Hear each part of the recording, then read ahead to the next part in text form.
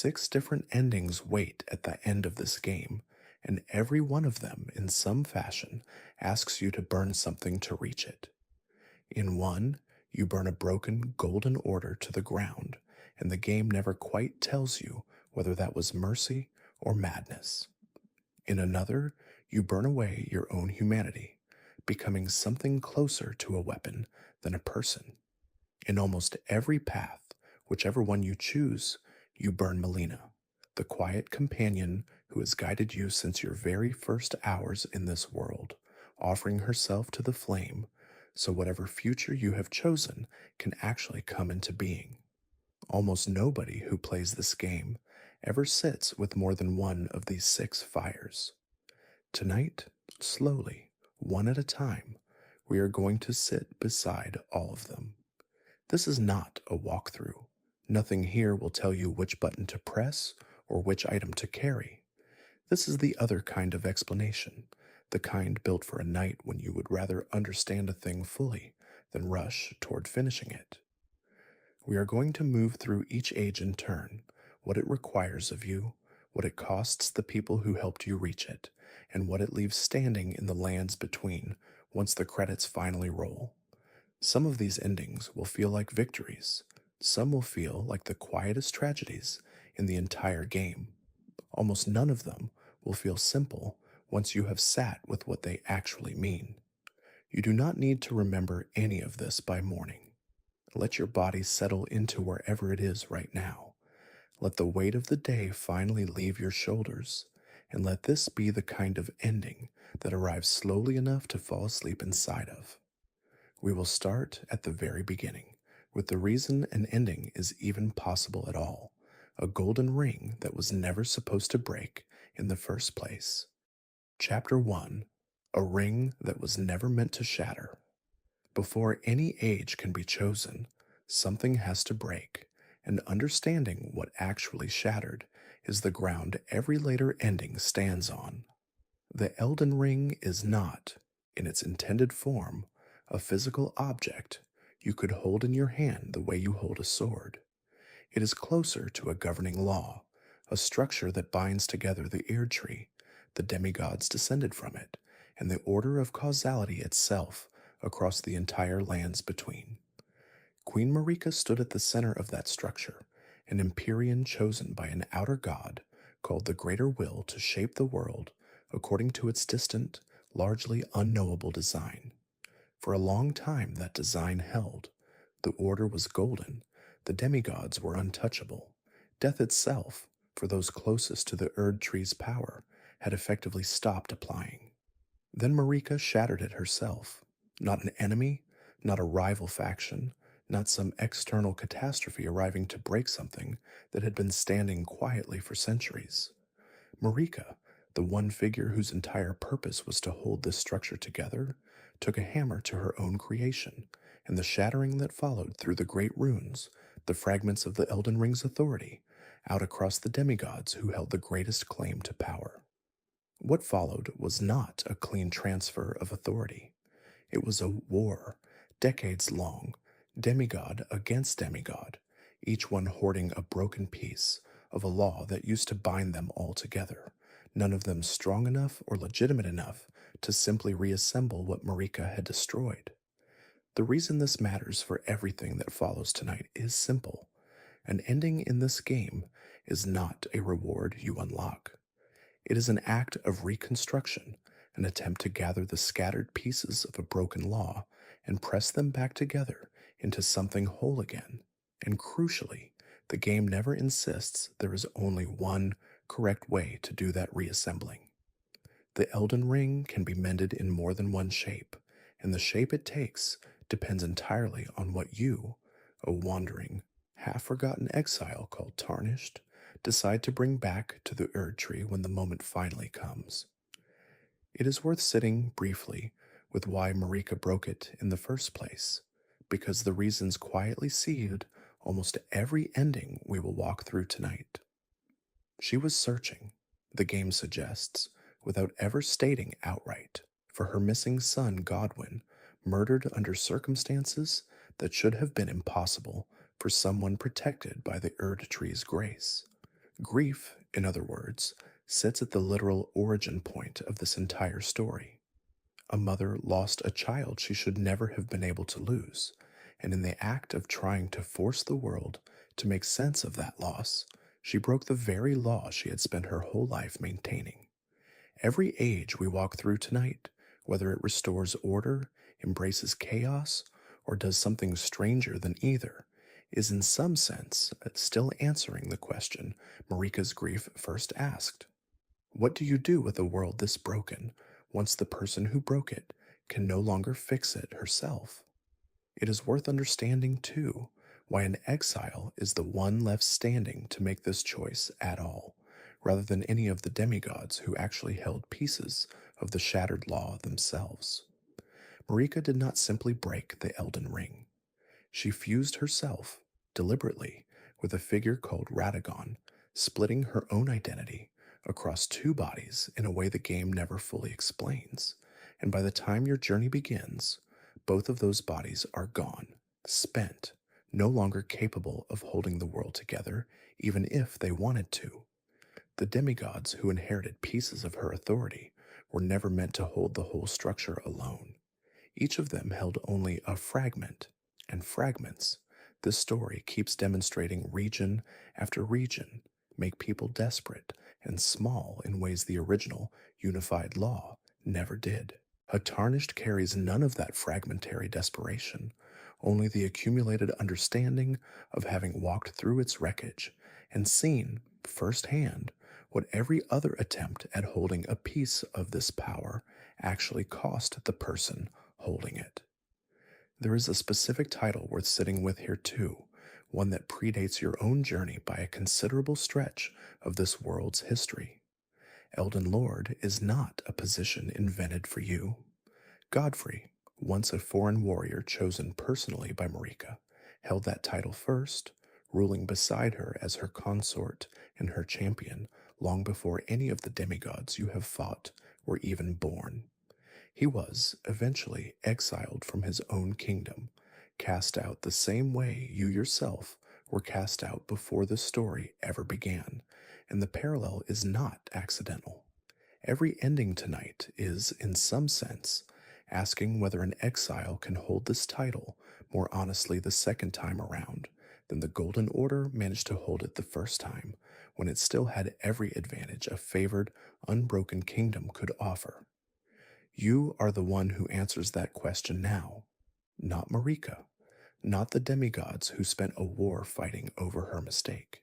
You, arriving late, an exile the world had already discarded once, somehow the only figure with enough distance from the original wound to actually choose how it heals. Let that sit for a moment before we go further. Everything else tonight is really just working out what that choice looks like, in 6 very different shapes. Chapter 2: The Great Runes and What It Means to Become Elden Lord. To understand any single ending, you first have to understand what a great rune actually is, and why collecting them matters as much as the story insists it does. When Marika shattered the Elden Ring, its authority did not simply vanish. It fractured into pieces, and those pieces settled into the demigods who held the greatest claim to power, becoming great runes, physical anchors of the Elden Ring's own broken law now living inside specific, named bodies scattered across the lands between. Godric carries one, Radon carries one. Morgott, Rykard, Melina, each of the major demigods you eventually face, carries a fragment of the very law that used to hold their whole world together, and defeating them is never simply a matter of removing an obstacle. It is a matter of reclaiming a piece of something that was never supposed to be scattered in the first place. This is why the demigods fight the way they do, and why so many of them seem less like villains and more like people slowly destroyed by something too large for any one person to safely hold. A great rune does not sit passively inside its bearer. It reshapes them, often at devastating cost, because a fragment of a law meant to govern an entire world was never built to be carried comfortably by a single, mortal, deeply flawed person. Godric grafts limb after limb onto his own body in a desperate attempt to feel worthy of the power he inherited by proximity rather than merit. Radhan halts his own decay through sheer force of will because the alternative, losing to rot the ordinary way, would mean losing the strength that made him worthy of his rune in the first place. Every demigod's specific ruin traces back in some form to the impossible weight of holding a piece of something that was never meant to be divided this way. It is worth naming, too, the mechanical detail that makes claiming a great rune actually possible once its bearer has fallen, because the process itself carries its own quiet weight. A great rune on its own is not usable. It must first be restored, a process that requires the rune of death itself, the same power tied to destined death we will return to later tonight, before it can actually be invoked and applied to your own strength. This is not incidental plumbing buried in the game's systems. It means every single great rune you use across this journey has already passed through death once, purified and made usable specifically because something or someone allowed it to be touched by the one force this world spent so long trying to avoid entirely. Even collecting the raw material for these endings, in other words, requires brushing up against the exact theme every one of the 6 ages is ultimately going to ask you to sit with directly. There is a reason worth naming, too, why so few demigods actually survive the loss of their rune once you defeat them, beyond simple narrative convenience.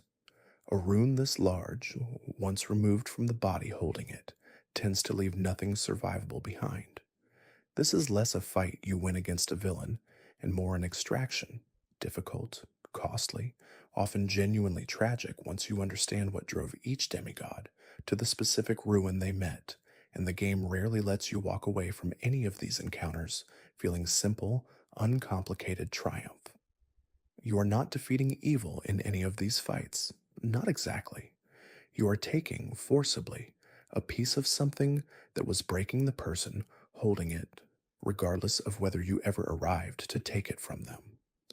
Restoring the Elden Ring, in its most basic mechanical sense, means gathering enough of these fragments back together and returning them to the one place still capable of receiving them, the Erdtree itself, so the law they represent can be remade whole. But here's the detail almost every player eventually notices, and almost nobody sits with long enough. The game never actually specifies what shape the restored law has to take.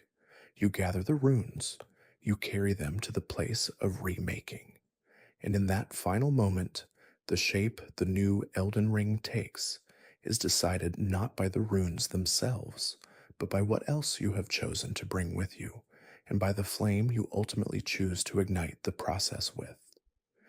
It is worth naming a few of these fragments specifically, because the particular shape of each one quietly explains the particular ruin of the demigod carrying it. Godric's rune reflects his own desperate, grafted insecurity. Rodden's rune is tied so closely to death itself that releasing it requires the involvement of Melina's own scarlet rot, the same affliction that has been slowly consuming him for a decade already. Margot's rune, held by an omen prince who spent his entire life hidden beneath Lindell, out of shame for his own cursed birth, carries the particular bitterness of someone who defended a capital that never once fully accepted him as its own. Rykard's rune, seized by a demigod who abandoned his own body for something stranger and more monstrous, reflects a hunger so total it eventually consumed the very shape he was born into. Each fragment, in other words, is not a neutral prize waiting to be collected. It is a small, condensed portrait of exactly what happens to a person forced to carry power they were never meant to hold alone. That flame matters more than almost anything else in this story, and it deserves its own honest weight before we go any further. Nearly every ending in this game requires the same terrible ingredient, a flame of ruin, and the only source of that flame willing to give it to you is Melina, the companion who has walked beside you since the very beginning of your journey, guiding you toward grace, feeding your horse, speaking with a patience that never once asks anything of you in return until this exact moment. When the time comes, in most of the paths available to you, Melina offers herself to that flame willingly, becoming the fire that finally makes a new age possible. We will return to what that costs and what it says about nearly every ending we walk through tonight, but it is worth naming now, at the very start, that almost none of the 6 ages ahead of us arrive for free. Somebody pays for each one. Very often it is her. There is a specific kind of quiet clarity that settles once you understand this mechanically. Becoming Elden Lord was never simply a matter of defeating enough bosses to unlock a final cutscene. It is an act of reconstruction built on two separate ingredients: the scattered fragments of a broken law and a willing sacrifice large enough to reignite it. What differs between the 6 ages we are about to walk through is not whether you succeed in remaking the world. You always succeed, mechanically speaking, the moment you reach that final flame. What differs is everything else. What kind of law you choose to remake it with, what you are willing to add to the fire or refuse to add to it, and what, exactly, the lands between looks like the morning after your choice finally takes hold. Let that settle for a moment. We are about to walk through the simplest of these choices first, the age that asks the least of you, and in doing so, reveals more than it first appears to about what happens when you choose to change almost nothing at all. Chapter 3: The Age of Fracture, or Choosing to Change Almost Nothing. The most straightforward ending available to any Tarnished requires nothing beyond what the story naturally hands you along the way. Gather enough great runes, reach the flame, let Melina become the fire that reignites the Elden Ring. Ascend alone and become the new Elden Lord. No additional companion, no additional item, no additional ritual, only the bare mechanical requirements the main quest was always going to walk you through, regardless of what else you noticed along the journey. This is by a wide margin the ending most players reach on their very first playthrough, often without realizing there were other doors they simply never opened. The community has settled, largely through data mined text and careful reading of what little the game offers afterward, on calling this the Age of Fracture, and the name earns its weight the more you sit with it. This is not an ending where some grand new philosophy takes hold of the lands between. It is an ending where the law is restored, technically, mechanically, successfully, but restored by someone who added nothing of their own conviction to the process. You became Elden Lord because the mechanics of the story required someone to, not because you brought any particular vision for what should come next.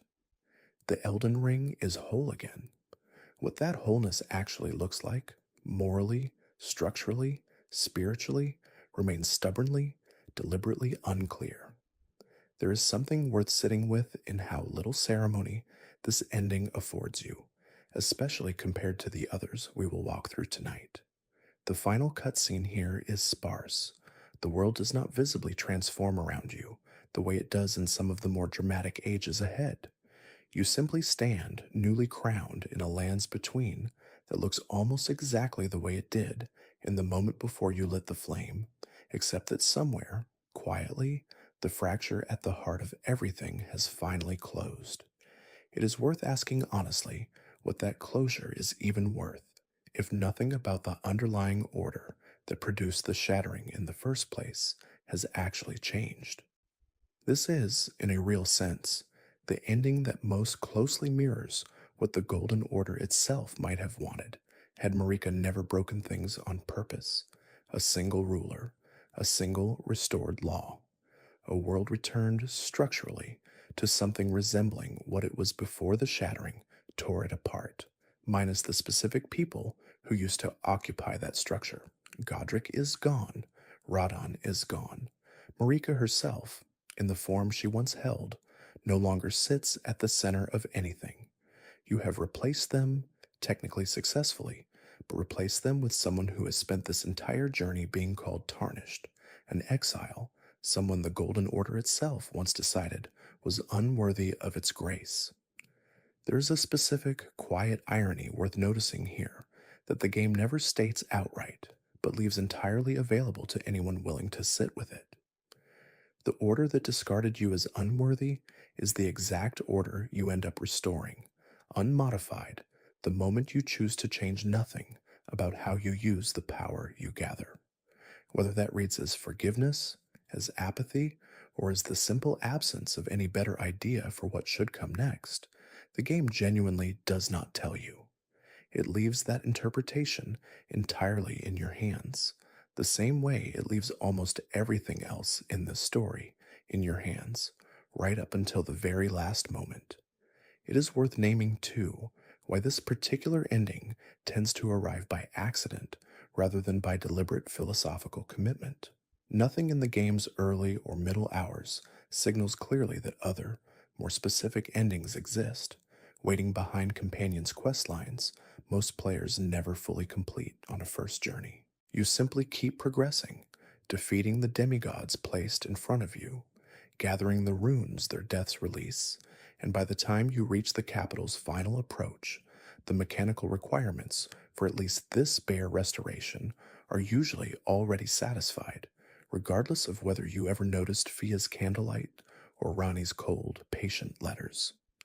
The Age of Fracture is, in this sense, less a choice players consciously make, and more a destination the story's basic shape naturally delivers you to, unless something along the way catches your attention enough to pull you somewhere else first.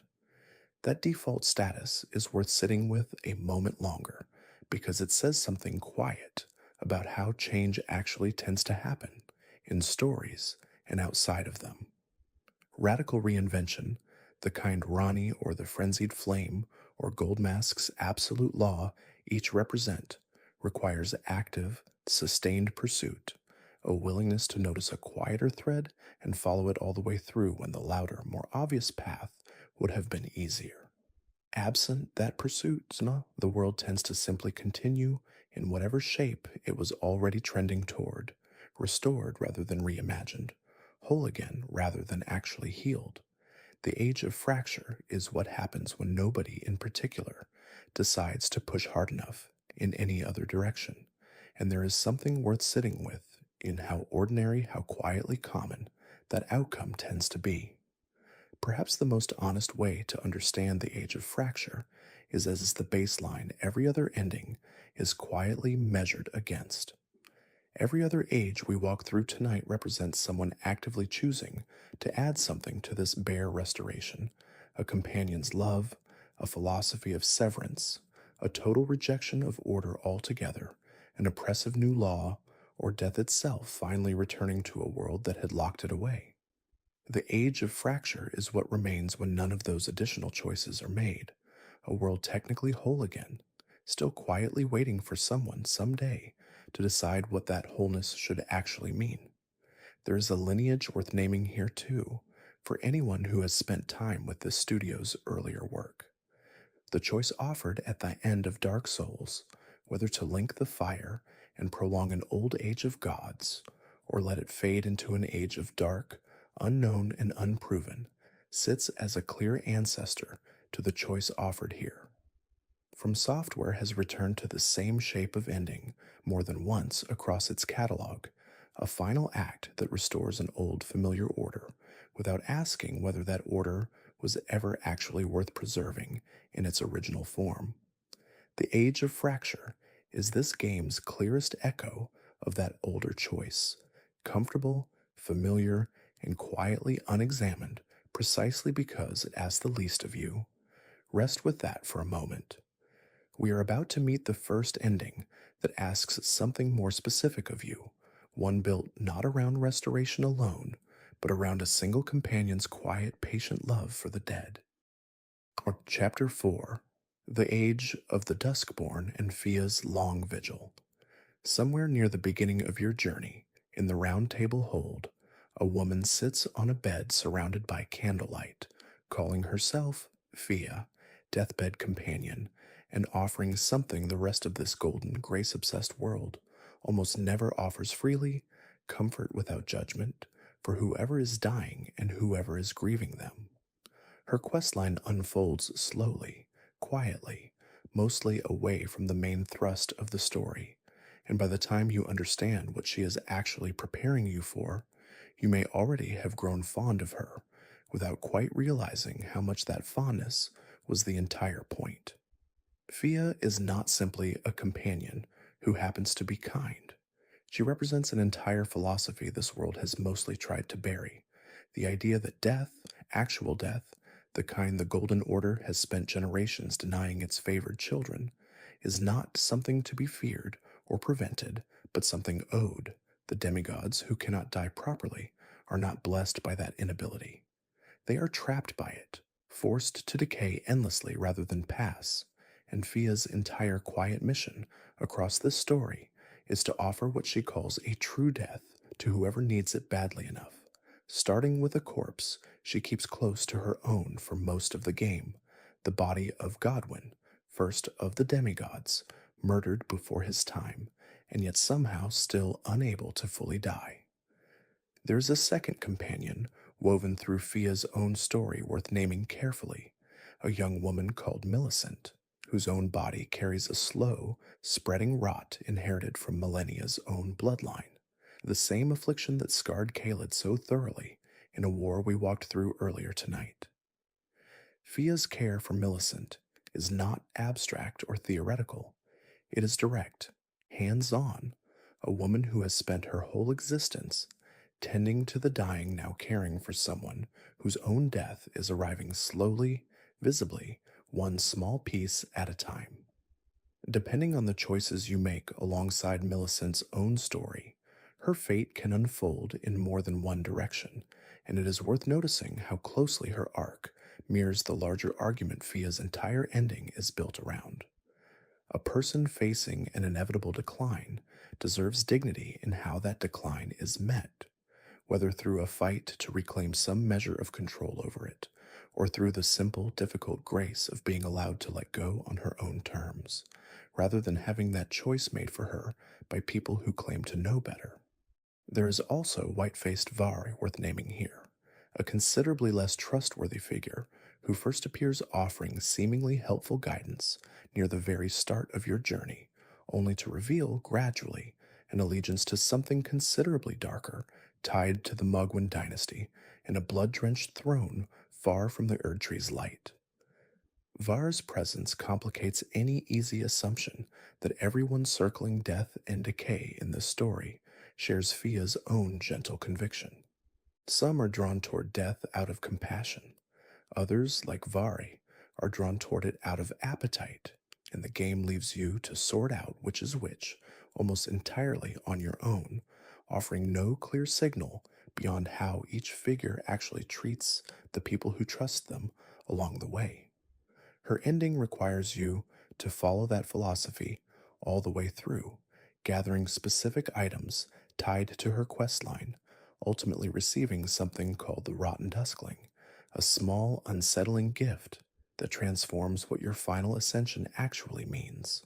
Where the Age of Fracture restores the Elden Ring with nothing added, the Age of the Duskborn restores it soaked in Fia's own conviction, an Elden Lord who does not simply hold power, but holds it while wrapped in death itself, rot and decay, woven directly into the new law, rather than kept carefully at arm's length, the way the old Golden Order always insisted on.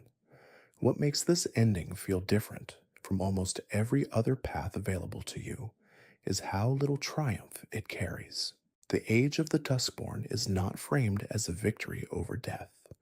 It is framed as a surrender to it, an acknowledgement that death was always supposed to be part of this world's natural order, and that the Golden Order's long refusal to allow it, particularly for its own favored bloodline, was itself a kind of quiet violence against everyone forced to live under a law that promised eternal grace while actually delivering endless, unending decay. Fia does not want to defeat death. She wants to finally let it back in, gently, for everyone who has been denied it far too long. There is something worth sitting with in how personal this ending feels compared to the bare mechanics of the Age of Fracture. You do not simply happen into the Age of the Duskborn. You earn it slowly by choosing to follow one woman's quiet grief through an entire game, by sitting with her in the round table hold, by understanding what she is actually asking of you long before she ever states it plainly. This ending rewards attention, patience, and a willingness to care about someone whose entire arc unfolds in the margins of a much louder, much more violent story happening everywhere else around her. Whether the Age of the Duskborn represents mercy or surrender likely depends on how you feel about death itself, and that ambiguity is, once again, exactly where the game seems most comfortable leaving you. A world ruled by an Elden Lord who has fully accepted decay as part of the natural order might be a world finally at peace with its own mortality. It might also be a world that has simply given up on healing, choosing instead to make peace with rot rather than ever fully curing it. Fia would likely tell you those two readings are closer to the same thing than they first appear. This world was never going to stop dying. It only needed someone brave enough to stop pretending otherwise. There is a smaller detail worth sitting with too, one easy to overlook among everything else Fia's questline asks of you. She does not simply mourn Godwyn from a distance. She keeps his rooted, corrupted form close to her through most of the story, tending to something the rest of the world has either forgotten or deliberately chosen not to look at directly. That closeness is its own quiet argument. Grief, in Fia's hands, is not something to be managed from a safe distance, filed away and revisited only when convenient. It is something to be sat with, physically, patiently, for as long as it takes, and the Age of the Duskborn is ultimately the reward this world offers to the one companion willing to practice that kind of unglamorous, unrewarded devotion for the entire length of your journey. It is worth noticing, finally, what this ending does not require of you compared to some of the others waiting ahead tonight. It does not ask you to defeat a specific final rival tied to Fia's own philosophy, the way some of the other paths eventually will. It asks only that you listen, patiently, follow her quiet guidance through to the end, and trust that a woman who has spent this entire story practicing tenderness toward the dying knows something true about what this broken world actually needs. Carry that quiet weight with you. We are about to meet a very different kind of ending now, one built not around accepting death, but around walking as far away from the gods who govern life and death alike as it is possible to walk. Chapter 5: The Age of Stars and Ranni's Cold, Deliberate Freedom. If Fia's ending asks you to accept death, Ranni's ending asks something almost the opposite, a total, deliberate severance from the entire cosmic structure that has governed the lands between since long before Marika ever held the Elden Ring together. Ranni, Renala's daughter, spends most of this story working quietly, patiently, from beneath Liurnia's flooded surface, and by the time you understand the full shape of her plan, you realize she has been playing a much longer, much colder game than almost anyone else in this world dares to attempt. Ranni's core grievance is not with any single demigod or any single war. It is with the greater will itself, the outer god whose distant, largely unknowable design has shaped this entire world through the Golden Order and the Erdtree's authority. She sees that arrangement not as blessing, but as a kind of cosmic puppetry, an entire world quietly steered by forces most of its inhabitants never even realize exist, let alone question. Her plan, unfolding across her long quest line, is to sever the lands between from that guidance entirely, to become a new kind of Empyrean whose authority answers to no outer god at all, ruling instead under something she calls the Age of Stars. It is worth understanding what Ranni actually did to set this plan in motion long before you ever arrived to help her finish it. As a young Empyrean, marked as a vessel the Greater Will could have used to further extend its influence over this world, she chose instead to have her own original body killed, deliberately transferring her spirit into the small doll like form you actually meet across most of the game. That was not an act of desperation. It was the opening move of a plan decades in the making, a willingness to sacrifice her own original body, specifically to remove herself from the greater will's reach, before that reach could ever fully close around her, the way it closed around Marika generations earlier. Understanding that history changes how her coldness reads. She is not simply distant by temperament. She has spent her entire existence practicing the specific, difficult discipline of staying just far enough outside every structure that might otherwise claim her. There is a particular ritual site worth naming here too, the Divine Tower of Lurnia, rising at the edge of the same flooded region we walked through earlier tonight as evidence of an old, unhealed war. It is worth sitting with the fact that Ronnie's entire plan has been quietly unfolding this whole time, in the exact region whose flooding we spent real time examining, without either explanation fully requiring the other. The war that flooded Liurnia and the rebellion Ranni has been building beneath its surface both trace back to the same underlying discomfort with inherited, unquestioned authority, one expressed through open warfare generations ago, the other through decades of patient, careful, nearly invisible planning that only reaches its conclusion the night you finally choose to stand beside her. Reaching this ending requires you to walk her entire storyline through to its conclusion, ultimately choosing to become her consort, her protector, bound to her vision rather than to any restoration of the old Golden Order. The final ritual does not simply crown you Elden Lord in the traditional sense. It removes you and Ranni both from the larger cosmic structure the rest of the world still answers to, exchanging the warmth and false safety of the Erdtree's guidance for something colder, quieter, and genuinely, deliberately free.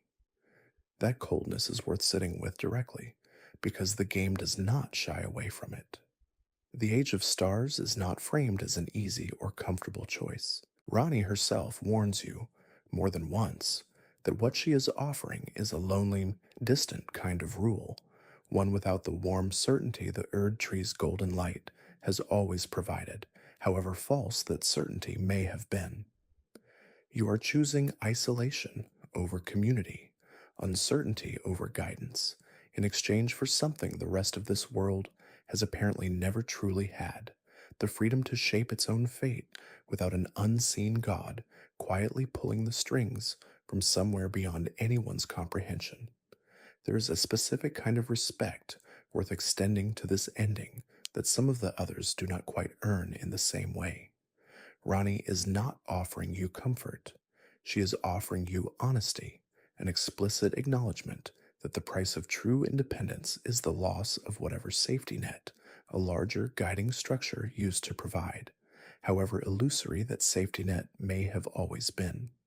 Where the age of fracture restores the old order without examining it, and the age of the Duskborn accepts death as the price of peace, the age of stars rejects the entire premise that any outer god should be shaping this world's fate at all, and asks you to accept loneliness as the honest cost of that rejection. It is worth noticing, too, how this ending changes the shape of the world left behind, at least as far as the game's sparse, deliberately ambiguous epilogue allows you to see. The Erdtree's golden light no longer holds the same unquestioned authority. Something colder, quieter, more distant governs in its place. Whether that represents genuine liberation or simply trading one distant, unknowable master for another slightly less visible one is, characteristically, left entirely to you to decide. Ranni would likely tell you the difference matters enormously. Whether the rest of the lands between agrees with her is a question the game never quite answers. It is worth naming the companions who make this path possible too, because Ranni's plan was never one she carried alone. Blade, a wolf shaped warrior sworn to her cause since long before your arrival, spends most of the story hunting down a rival tied to her rebellion. Loyalty stretched thin across years of solitary pursuit. E.g., a mechanical war counselor tucked away in a lonely tower tends to Ranni's cause quietly, patiently, maintaining her armor and her secrets far from anywhere the Golden Order might think to look. Even Celavis, a preceptor whose own methods to grow considerably crueler than Ranni's ever do, exists in her orbit, a reminder that severing yourself from one authority does not automatically make everyone who serves that severance kind or trustworthy. Ranni's rebellion, in other words, is not a solitary act of quiet defiance.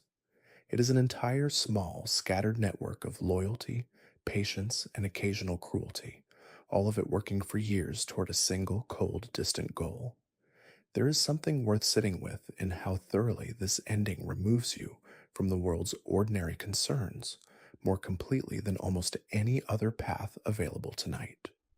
Where the age of fracture leaves you sitting atop a restored, recognizable order, and the age of the Duskborn leaves you bound to death within a world you still, in some sense, still belong to, the age of stars removes you from that world's daily concerns almost entirely. You become something closer to a distant star yourself, present technically, but no longer woven through the ordinary fabric of life the way you once were. Sit with that coldness a moment longer before we move on. We are about to walk into the darkest, most total ending available to any Tarnished, an age that does not restore anything at all, but chooses instead to burn the entire structure down. Our Chapter 6, Lord of Frenzied Flame, or Choosing to Burn It All. Buried deep beneath the lands between, in a chained, imprisoned location, the rest of the world has clearly worked very hard to keep sealed away. Three fingers reach out from the darkness, and something ancient and hungry whispers to whoever comes close enough to listen. This is the Three Fingers, servant of an outer god the game calls the Frenzied Flame, and its offer, once you understand what it actually is, stands apart from every other path we have walked tonight in one crucial way. It does not offer to restore anything. It offers to end everything completely, and it frames that ending as a kind of mercy. The philosophy underneath this choice is worth sitting with honestly, because it is not simply nihilism dressed up in fire. The Frenzied Flame's core argument, as best the game lets us understand it, is that the current structure, the endless cycle of demigods hoarding fragments of a broken law, wars fought over inheritance, order maintained through concealment and denial, was never actually working, and never actually would work, no matter how many times someone tried to mend it.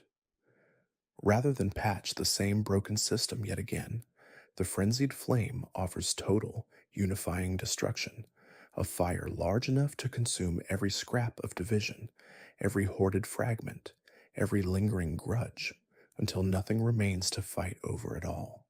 Accepting this path changes you as much as it changes the world. Your character becomes physically marked by frenzy, an eye burning open in your forehead, and the final act of this ending is not a coronation in any traditional sense.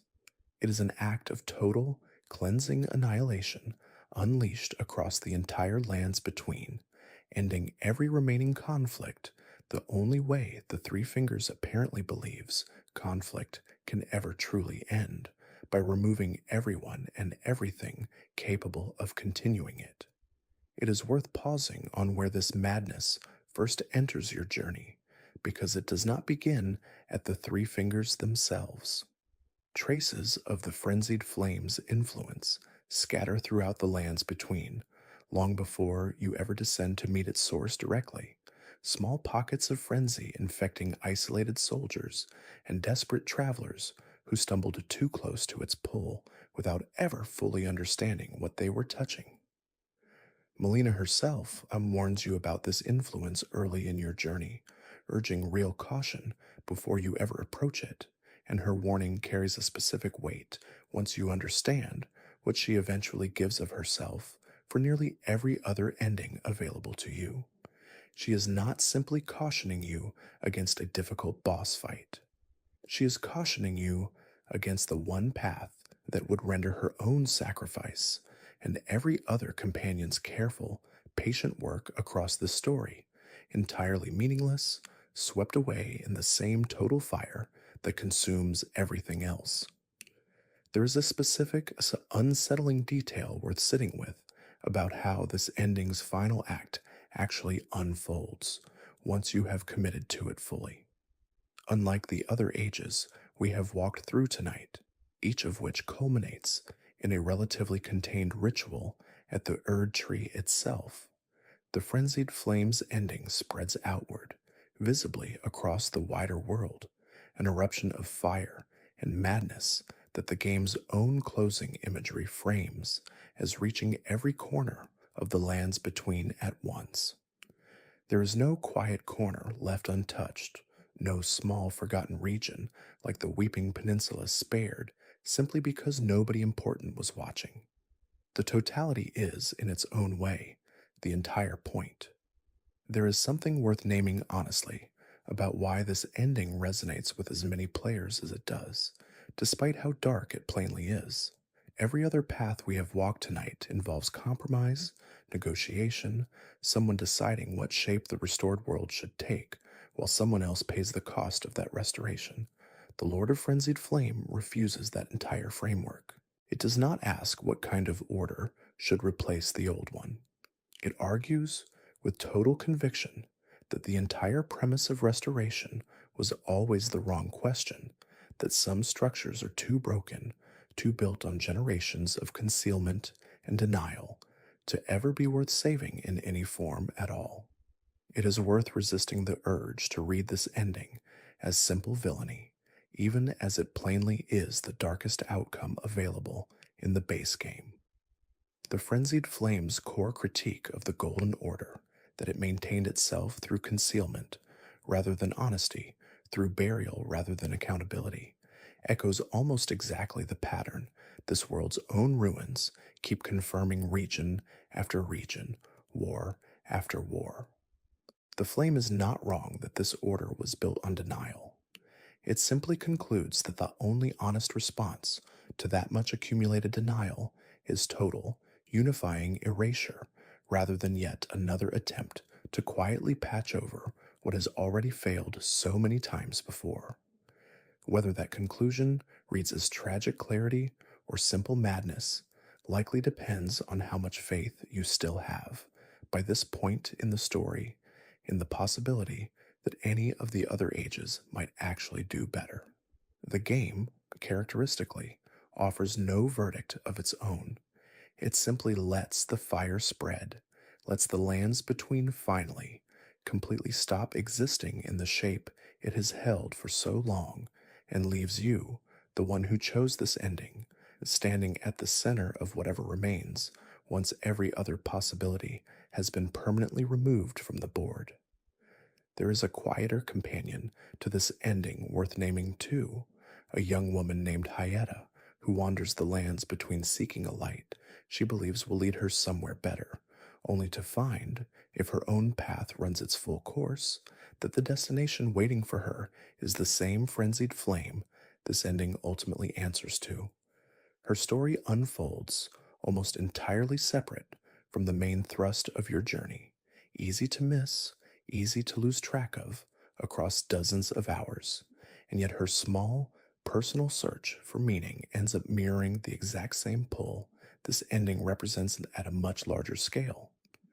Something in this world, some quietly, persistently, keeps calling toward total annihilation as a kind of answer, and Hyetta's fate is the smallest, most human-scaled version of that same call, long before you ever choose whether to answer it yourself at the Three Fingers' bidding. It is worth being honest, too, about the specific physical toll this path exacts on you. The Tarnished, well before the final act of destruction ever arrives. Exposure to the frenzied flame's influence and throughout the game marks you visibly, an eye burning open where none belonged before, and NPCs who once treated you with cautious respect increasingly recoil from what they see happening to you. This is not a path you walk in secret, arriving unmarked at some hidden final choice. It changes you publicly, visibly, long before the ending itself ever asks you to make anything final. Let that darkness settle for a moment before we turn towards something almost its exact opposite. An ending built not around chaos, but around a law so total and so absolute, it may be the most quietly frightening ending in the entire game. Chapter 7: The Age of Order and the Cost of Perfect Law. Wandering the lands between across your entire journey, you will likely encounter a strange, silent, golden masked figure more than once, always polite, always cryptic, always watching from a careful distance. This is Sir Gideon Ofnir, the All-Knowing, and by the time his story reaches its conclusion, you learn that his years of quiet research were never simply academic curiosity. He has been searching, methodically, for a way to fix the Elden Ring, not through restoration in the traditional sense, but through something far more absolute, a rewriting of reality's own underlying law. Gideon's path leads eventually to something called the Law of Regression, and to a figure known only as Goldmask, whose questline, scattered in fragments across the world, reveals a philosophy distinct from every other ending we have walked through tonight. Where the other ages restore the Elden Ring using grief, love, severance, or destruction, the Age of Order proposes something closer to correction, a rewriting of causality itself so precise that every consequence, every fate, every outcome across the entire lands between becomes fixed, predetermined, and permanently unable to deviate from whatever pattern the new law establishes. This is worth sitting with slowly, because on its surface it sounds like the most stable, most reasonable ending available to you. No more war, no more grief-driven catastrophes like the one that shattered the Elden Ring in the first place. A world governed by absolute, unbreakable law, where the kind of chaos that let a queen's private grief cascade into a continent-spanning catastrophe simply becomes impossible, permanently by design. Many players, on first encountering the concept, assume this must be the closest thing to a genuinely good ending available in the entire game. The unease that grows the longer you sit with it comes from what absolute law actually requires in order to function. A world where causality itself is fixed permanently is a world without genuine choice, without the possibility of anything ever happening differently than the law dictates it must. Free will, uncertainty, the small, unpredictable moments of grace and rebellion that let people like Ranni or Fia, or even the Tarnished themselves choose a different path than the one they were seemingly destined for, all of it becomes structurally impossible under a law this total. The Age of Order does not simply prevent future catastrophes. It prevents the possibility of anyone ever again choosing to be anything other than exactly what the law says they must be. There is a particular kind of quiet horror worth naming here, one the game never states directly but leaves entirely available to anyone willing to sit with the implications. This ending is called the Age of Order, and on its own terms, it delivers exactly that, more completely and more permanently than any of the other 5 ages manage. But an order this absolute is also, by definition, the death of every future demigod's ability to choose differently than fate dictates, the death of every future Tarnished's ability to rebel against a system that discarded them, the death, in a real sense, of the exact kind of quiet, personal choice that let you specifically walk through this entire story, making decisions nobody else was forcing you to make. There is a particular splinter faction worth naming here too, one that complicates any easy assumption about what devotion to order actually looks like in practice. Elsewhere across the lands between, a group calling itself the Golden Order Fundamentalists rejects the mainstream faith as too compromised, too willing to tolerate exactly the kind of unpredictable outcomes the Age of Order proposes to eliminate entirely. Their methods are harsh, sometimes cruel, aimed at scouring away anything they consider impure or deviant from the Erdtree's original design. It is worth sitting with the discomfort of noticing how closely their instinct mirrors Goldmask's own, a desire to purify the world of unpredictability, taken to a smaller, more violent, more immediately recognizable extreme.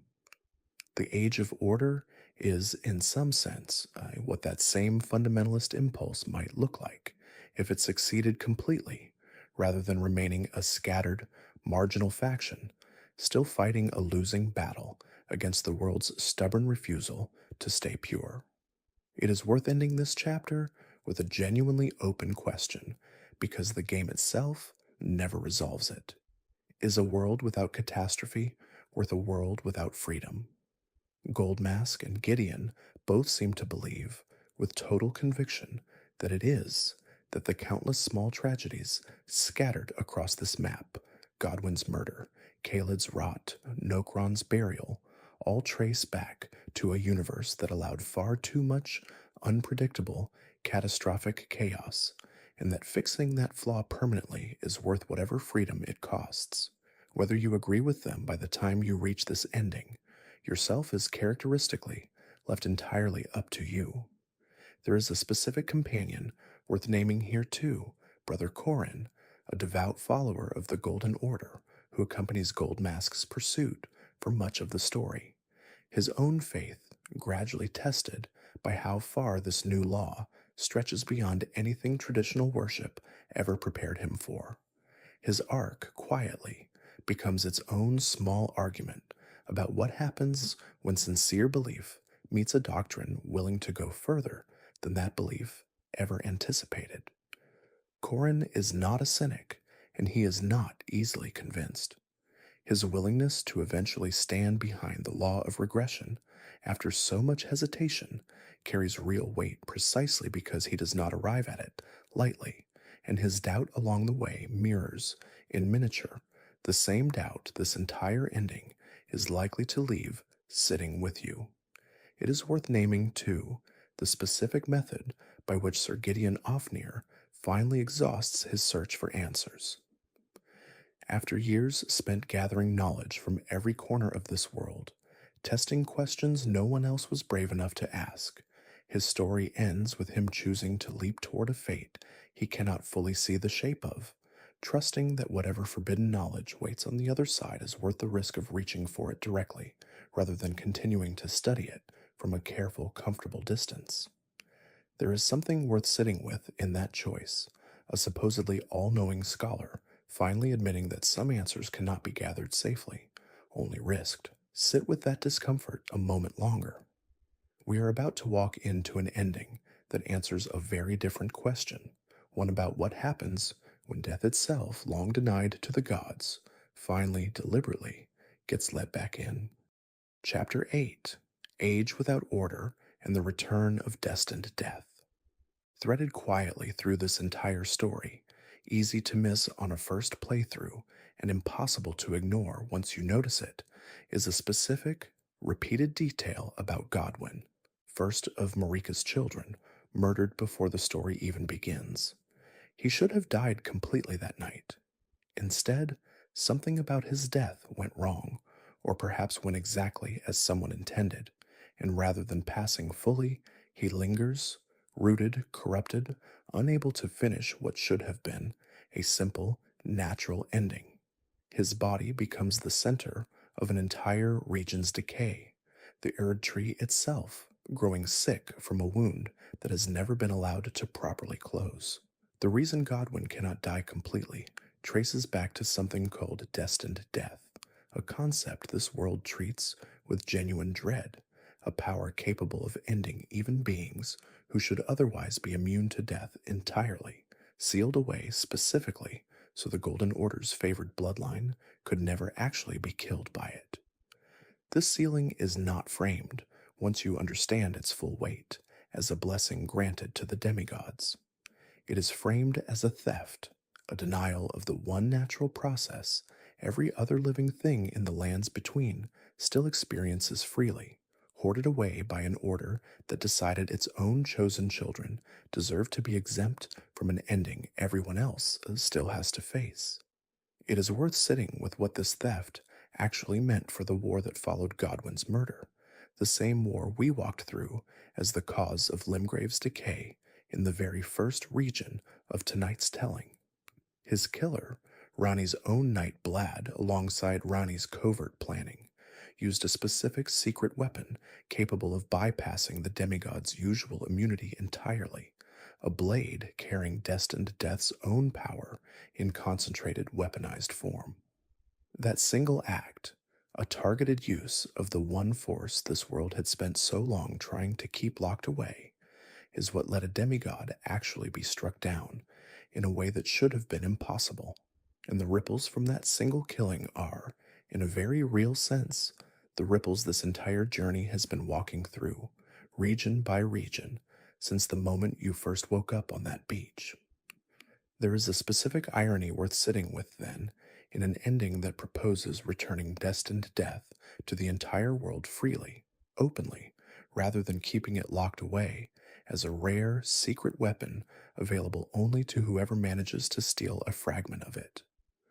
The same force that was hoarded and weaponized in secret to kill one demigod becomes, in the age without order, something no longer worth hoarding at all, because everyone, powerful or otherwise, finally has equal access to the one thing that was once rare and dangerous enough to reshape an entire war. One of the endings available to you reach through a specific quiet combination of choices tied to Fia's questline and to a figure called the Dung Eater, whose own story runs through some of the darkest corners of this world, involves finally, deliberately unsealing Destined Death and returning it to the world at large. The community has generally settled on calling this the Age Without Order, or in some readings, the Blessing of Despair, and both names capture something true about what this ending actually does. It does not restore the old golden law. It does not sever the world from its outer god, the way Ranni's ending does. It simply, finally, lets death itself back in, for everyone, gods and mortals alike, without exception. This is worth sitting with as carefully as anything else we have walked through tonight, because on the surface it can read as simple cruelty, a bleak, despairing ending delivered by a figure as unsettling as the Dung Eater. But underneath that surface sits a genuinely coherent argument, one that echoes almost exactly the pattern we noticed earlier in Fia's own philosophy. The demigods who cannot die properly are not blessed by that immunity. They are trapped inside it, forced into endless decay, rather than allowed a natural, dignified end, and an entire order built around denying death to its favored bloodline has, in practice, produced nothing but rot, corruption, and suffering dressed up as immortality. Returning Destined Death to the world does not simply punish the powerful.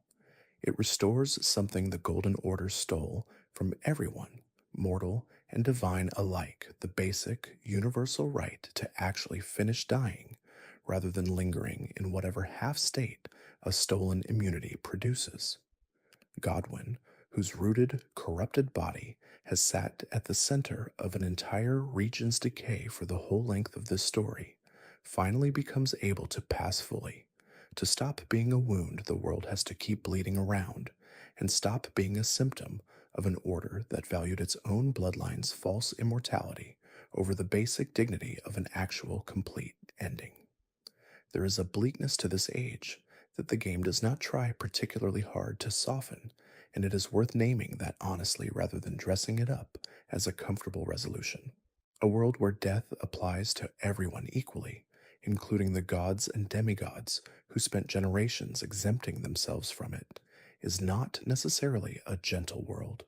It is, at minimum, an honest one, and after everything this map has shown you tonight about what happens when powerful people are allowed to hide from the natural consequences of their own choices, there is something worth sitting with in an ending that simply, finally, refuses to let anyone hide any longer.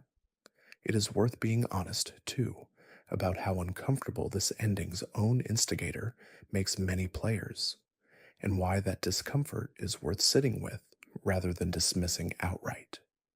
The Dung Eater is not a gentle figure, and his own quest line involves choices that read by any reasonable measure as genuinely cruel, freeing prisoners in ways that cause real, direct harm along the way. It would be easy to let that cruelty disqualify his philosophy entirely, to assume that anyone willing to cause that much suffering could not possibly be offering anything worth calling a gift. And yet, the argument underneath his methods, that denial and containment eventually curdle into something worse than the honest chaos they were meant to prevent, keeps echoing across nearly every region this map contains. The Dung Eater is not a trustworthy messenger. That does not automatically make his message wrong, and the game seems characteristically entirely comfortable leaving that tension unresolved.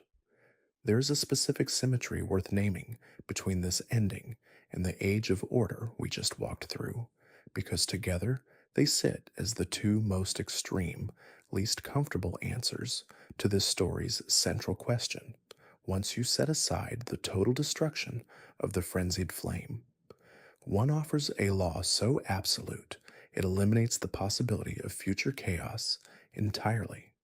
The other offers a death so absolute it eliminates the possibility of anyone ever again exempting themselves from consequence.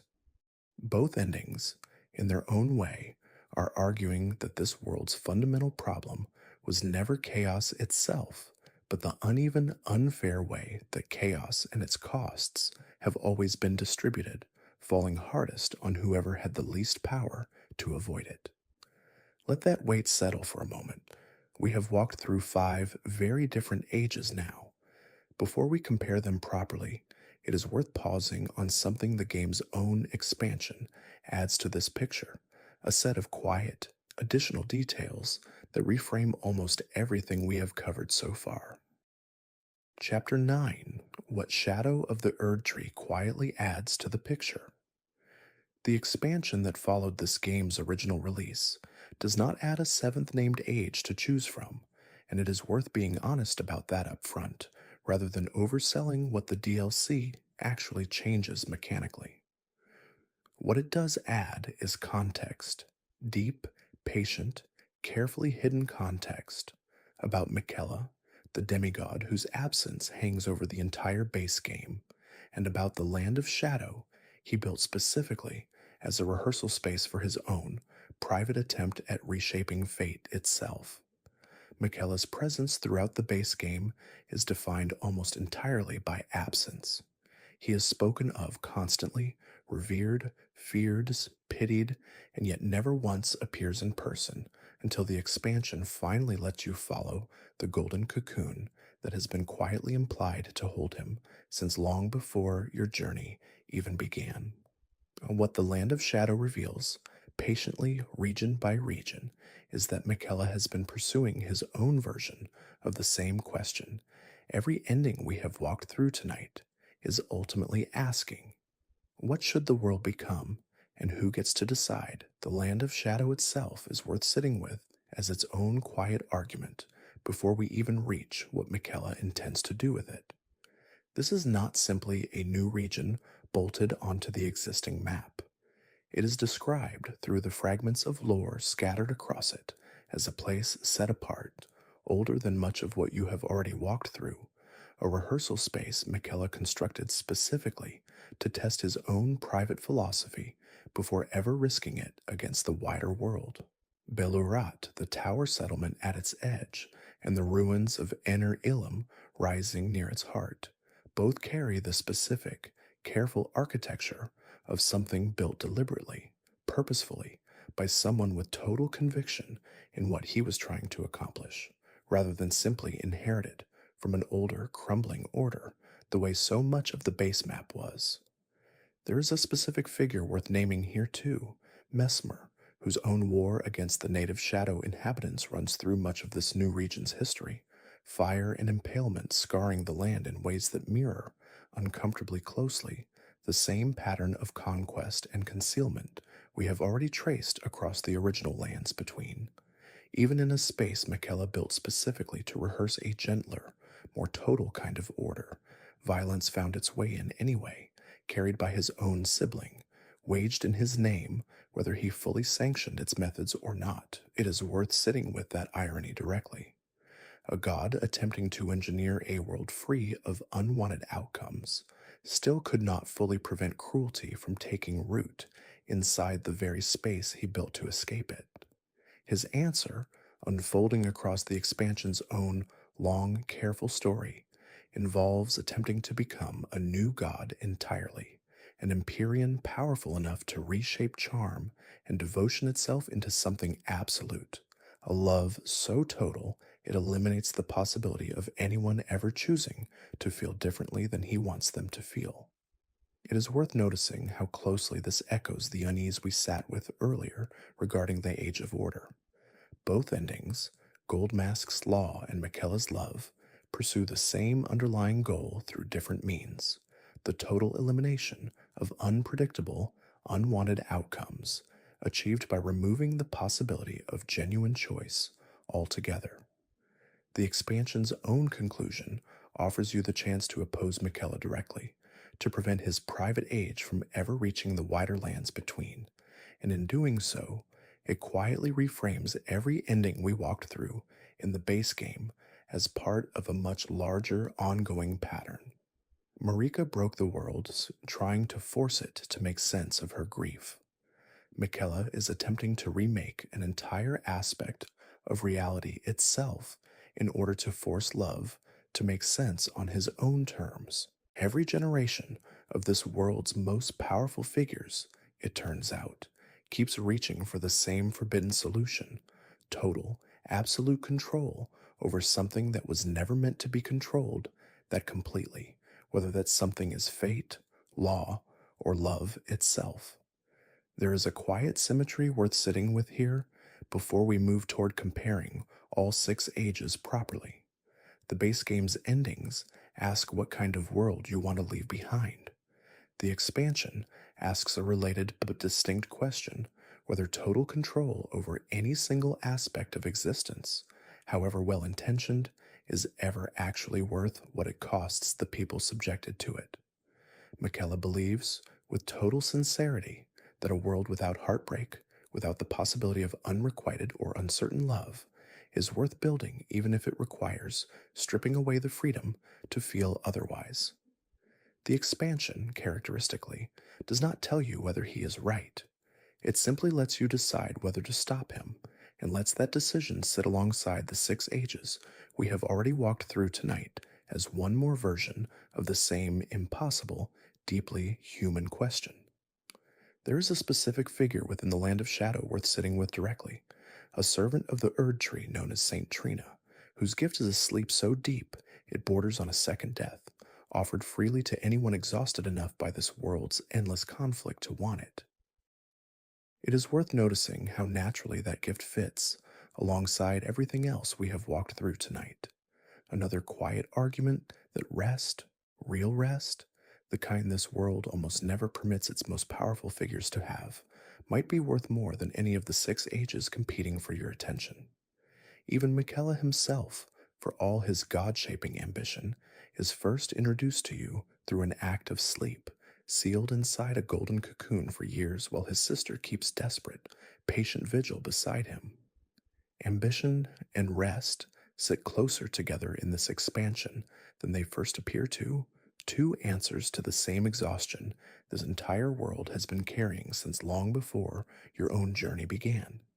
It is worth naming, too, how the expansion complicates Radon's own story, the demigod whose war with Melina we walked through as the cause of Caelid's ruin many chapters ago.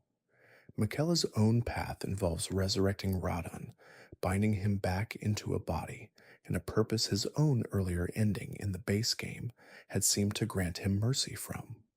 Whether that resurrection reads as a second chance or a second cruelty depends heavily on how you feel about consent, about whether granting someone renewed strength against their own prior wishes for peace can ever really be called a gift rather than another kind of quiet violence.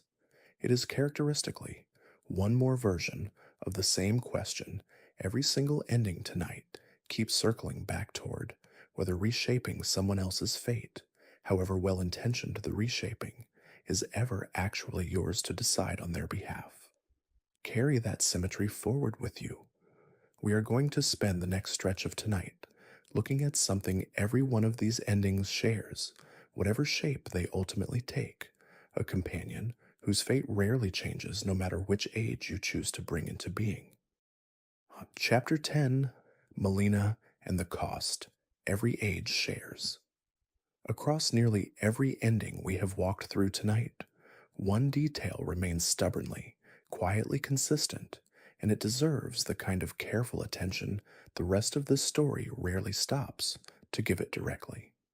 Melina, the guide who has walked beside you since your earliest hours in this world, feeding your horse, leading you toward grace, speaking with a patience that asks nothing in return, becomes, in most of these paths, the flame of ruin herself, offering her own existence to reignite the Elden Ring so a new age can begin at all.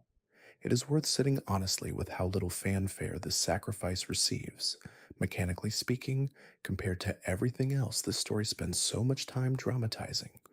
Wars between demigods get entire regions built around their memory.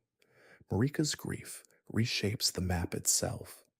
Melina's ending for most players on most playthroughs happens quickly, quietly, a single conversation and a single choice, and then she is simply gone, having given herself so that whatever age you have chosen to pursue can finally actually happen.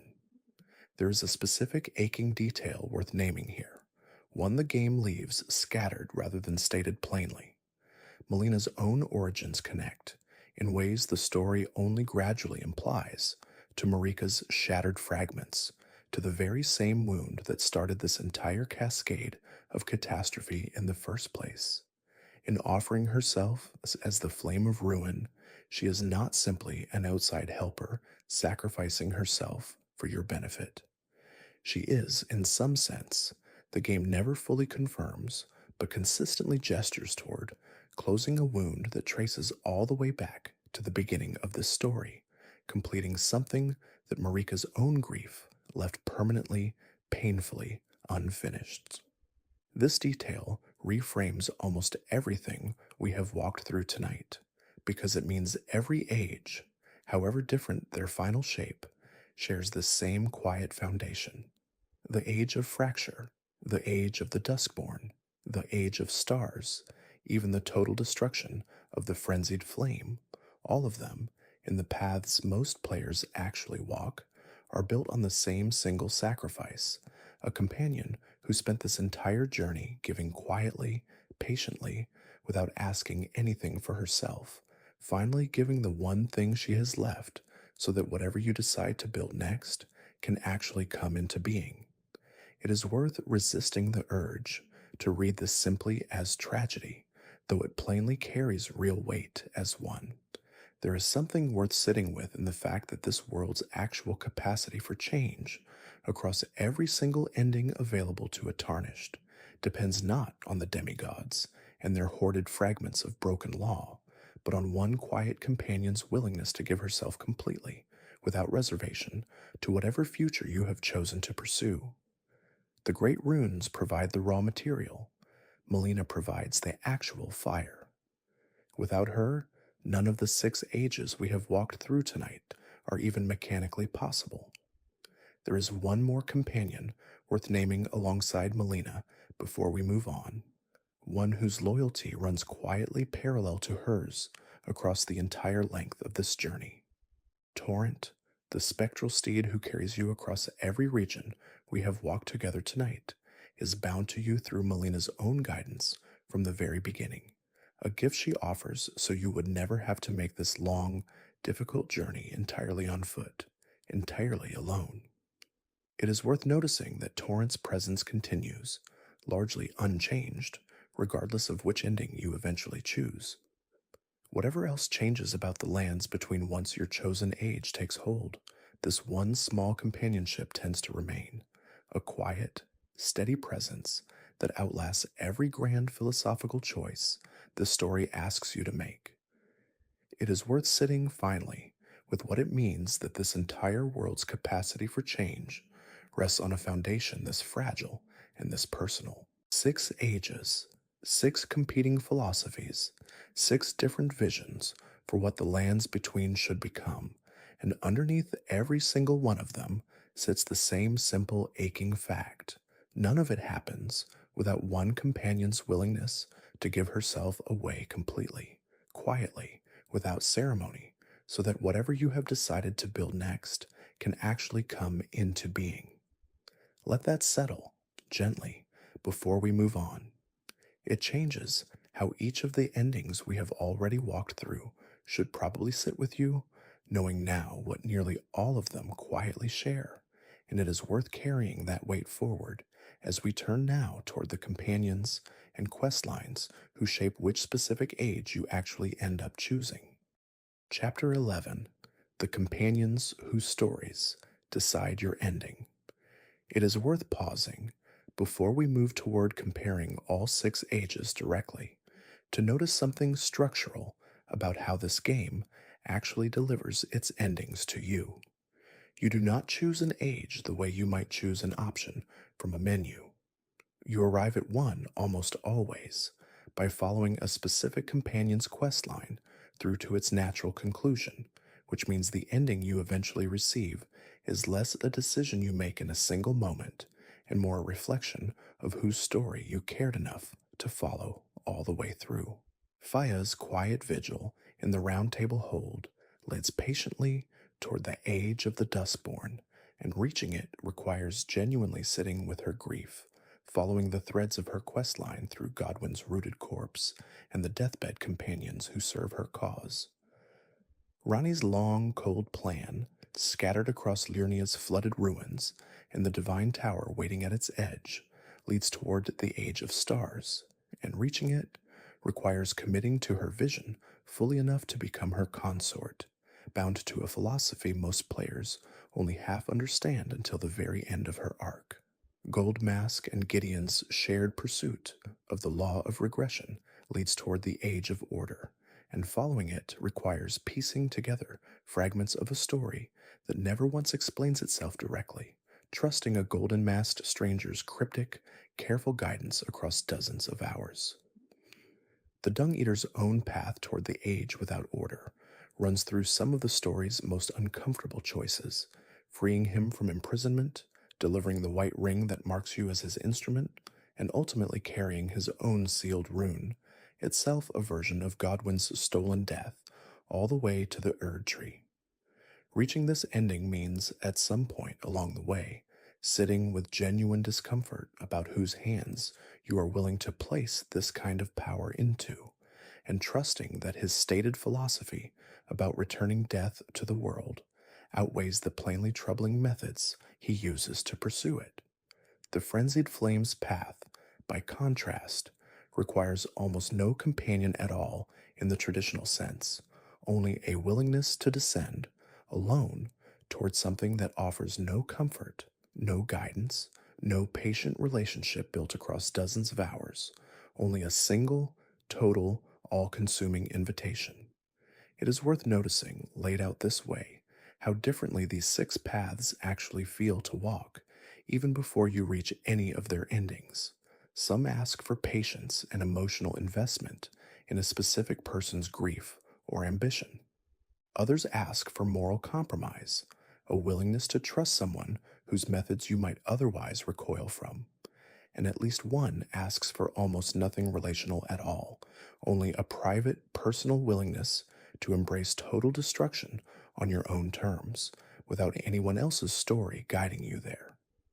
This structural detail matters more than it might first appear, because it means the 6 ages we have walked through tonight are not simply 6 neutral options sitting side by side, waiting for you to pick whichever sounds best in the abstract. They are the natural conclusions of 6 very different relationships, 6 very different companions whose grief, ambition, or philosophy you either chose to invest in or chose to walk past without a second glance. The ending you receive says as much about which stories you cared enough to follow as it does about which philosophy you consciously endorse.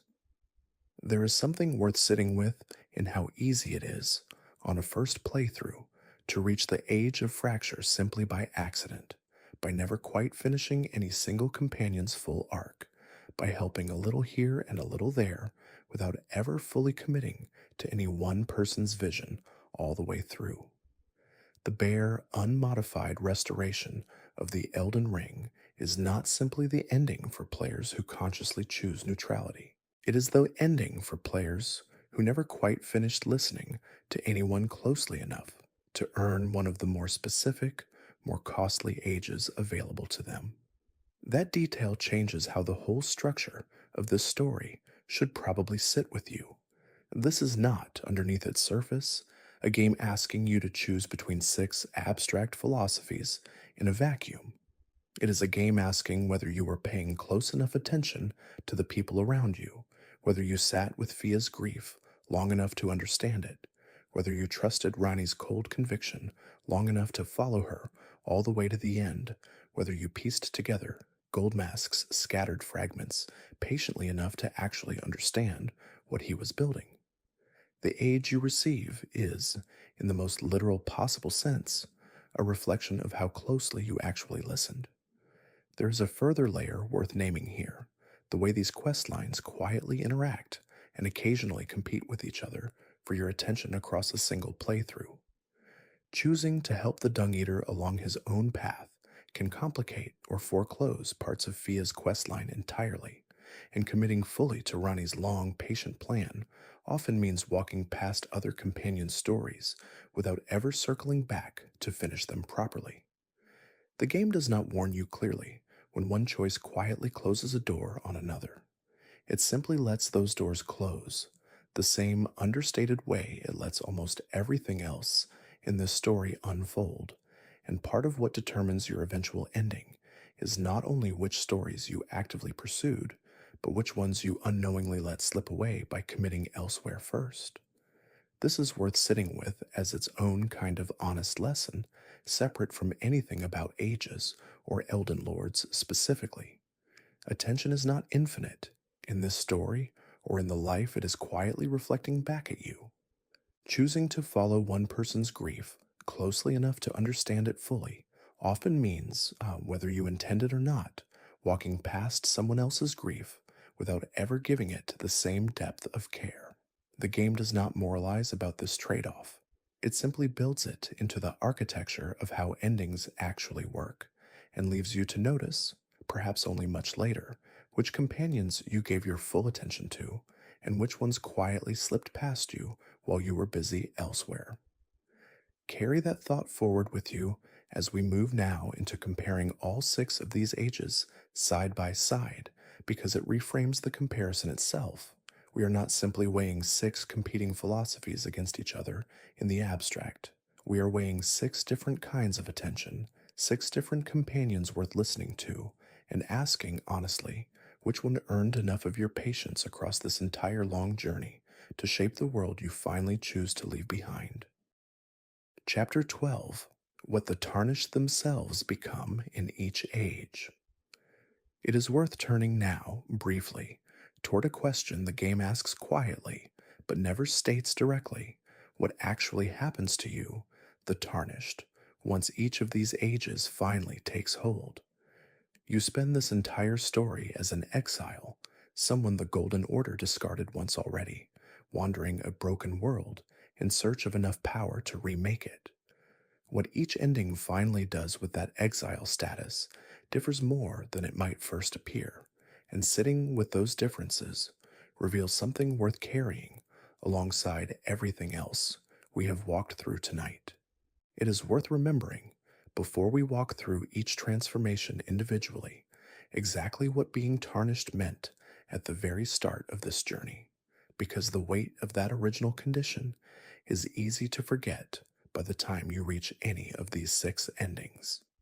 To be tarnished is to have once held grace, the Erdtree's own favor, and to have lost it, cast out beyond the lands between entirely, stripped of the one thing that made you worth anything at all in the eyes of the order that discarded you.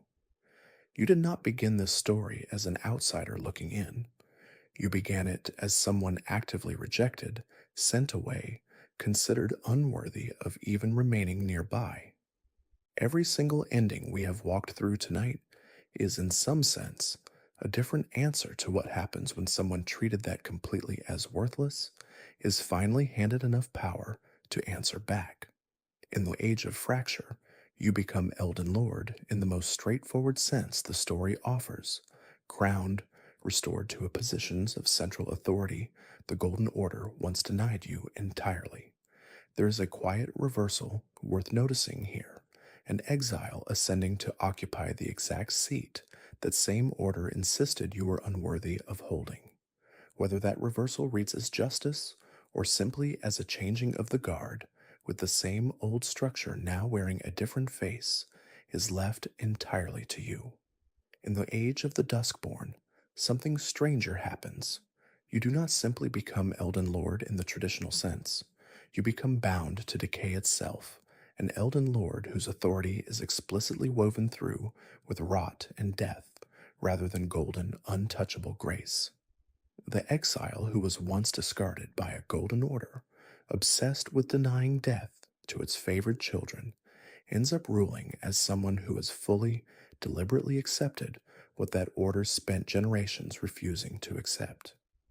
There is a kind of quiet justice in that shape too, though it wears a considerably darker face than the crown offered by the Age of Fracture. In the Age of Stars, you do not become a traditional ruler at all. You become Ranni's consort, bound to her vision, removed alongside her from the larger cosmic structure the rest of the world still answers to.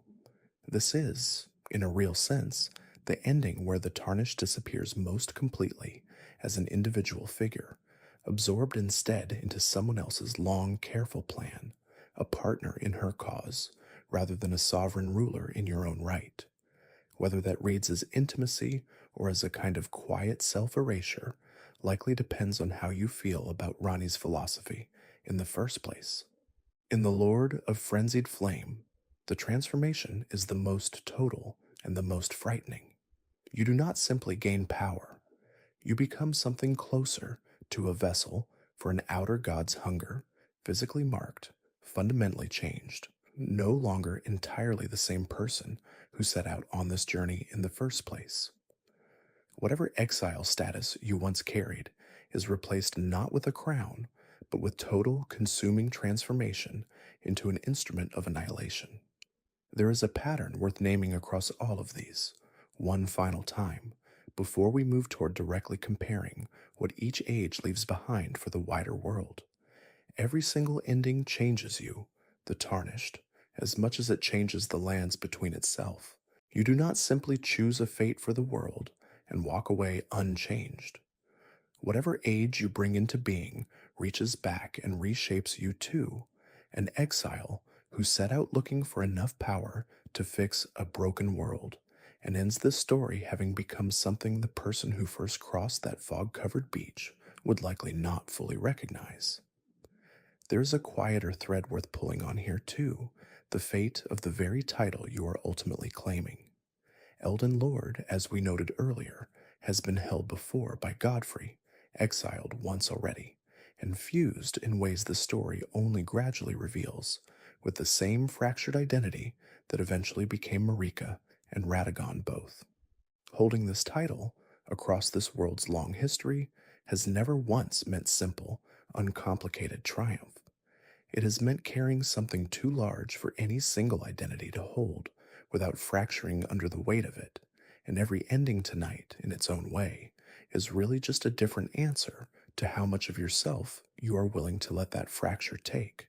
It is worth sitting, one last time with the strange intimacy of a story that spends this much care asking what happens to you personally, rather than simply asking what happens to the world you are reshaping. Most tellings of a chosen hero's journey end with the hero mostly intact, changed by their trials, but still recognizably themselves once the credits arrive. This story refuses that comfort as thoroughly as it refuses to name a correct ending. Whatever age you choose, you do not walk away from this journey unchanged and increasingly unrecognizable even to yourself, which may be the most honest cost this entire story has been quietly preparing you to pay since the very first beach you woke up on. Sit with that transformation for a moment. We are almost ready now to lay all 6 ages side by side, but first, it is worth asking one more honest question: why this game refuses, so consistently, to simply tell you which one of these choices is right. Chapter 13: Why the Game Never Tells You Which Ending is Right. By this point in the story, you may find yourself wanting the game to simply settle the question. 6 endings sit in front of you, each one carrying real weight, real cost, real philosophical conviction behind it, and it would be entirely understandable to wish, at least once, for some clear signal about which one the game actually considers correct. That signal never comes, and it is worth sitting honestly with why From Software, across this entire story and across the studio's broader body of work, keeps refusing to provide one. Part of the answer traces back to the specific way this story is told, scattered across item descriptions, environmental ruins, and fragmented companion quest lines rather than delivered through any single authoritative narrator. Nobody in the lands between is positioned to tell you, with total confidence, which age represents the correct path forward, because nobody inside this story actually knows. Marika did not know, or she would not have broken the world trying to force an answer to her own grief. Ranni does not know for certain her cold freedom is worth its loneliness. Goldmask cannot prove his absolute law is worth what it costs in genuine choice. Every figure whose philosophy shapes one of these 6 ages is, in the end, guessing however convinced they may sound while explaining their reasoning to you.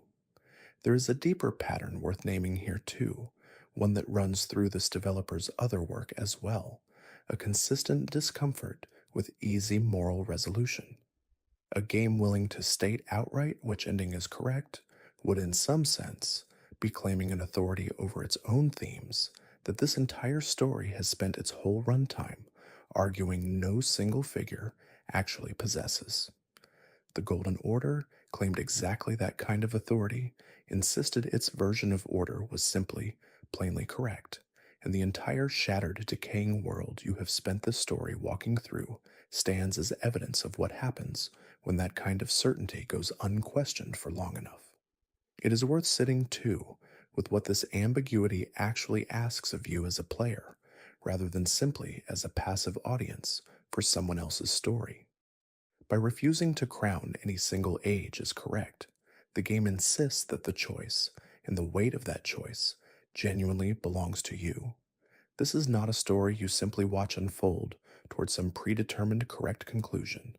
It is a story that hands you 6 deeply flawed, deeply human answers to an impossible question and asks you to sit with the discomfort of choosing one anyway, knowing full well that no choice available to you comes without real, sometimes devastating cost.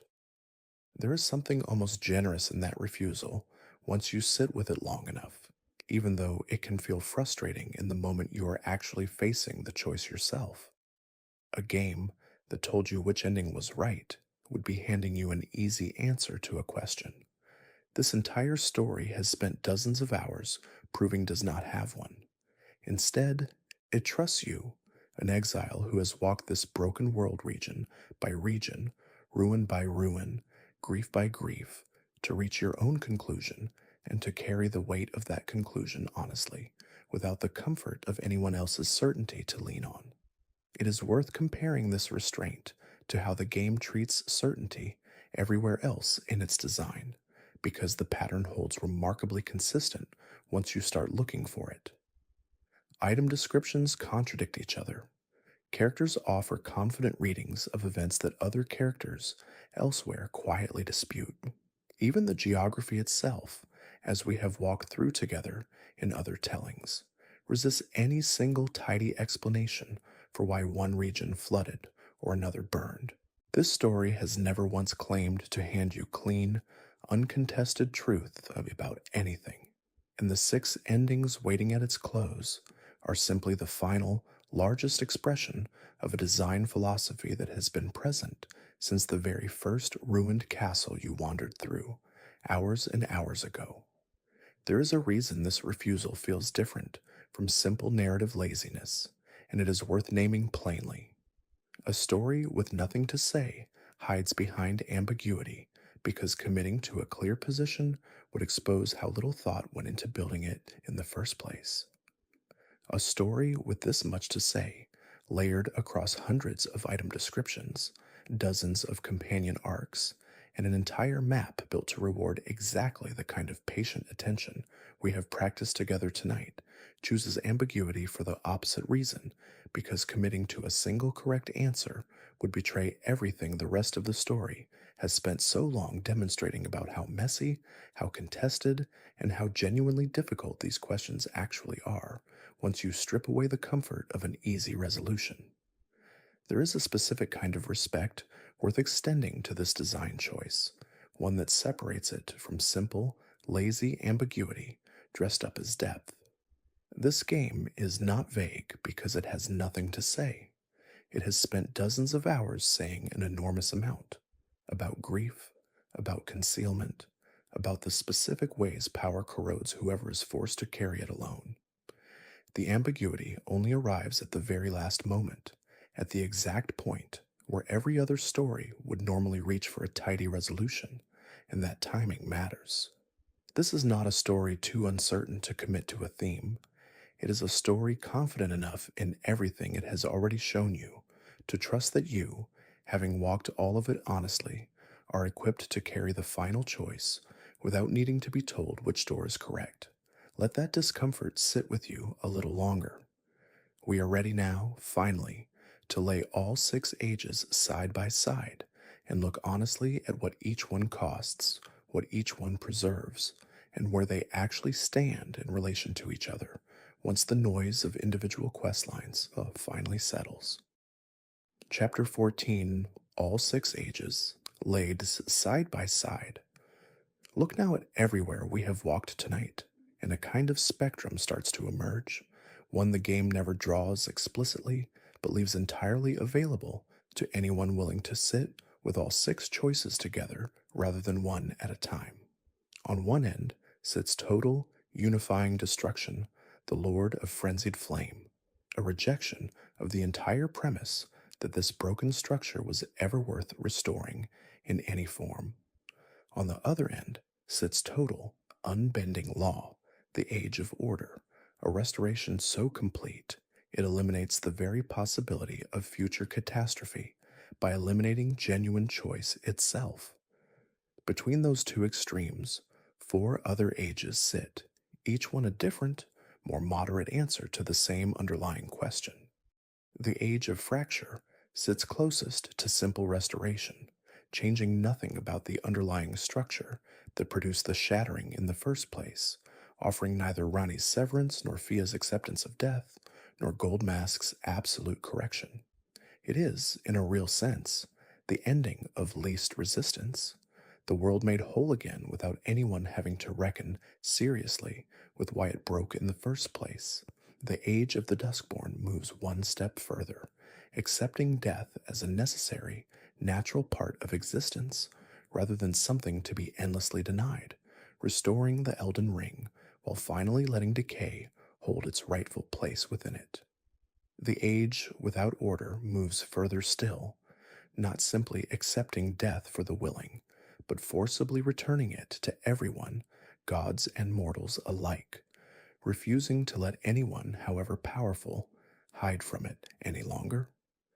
The Age of Stars sits somewhat apart from this spectrum entirely, less concerned with how death and order relate to each other, and more concerned with severing the entire relationship between this world and the distant, unknowable outer gods who have quietly steered it since long before Marika ever held the Elden Ring together.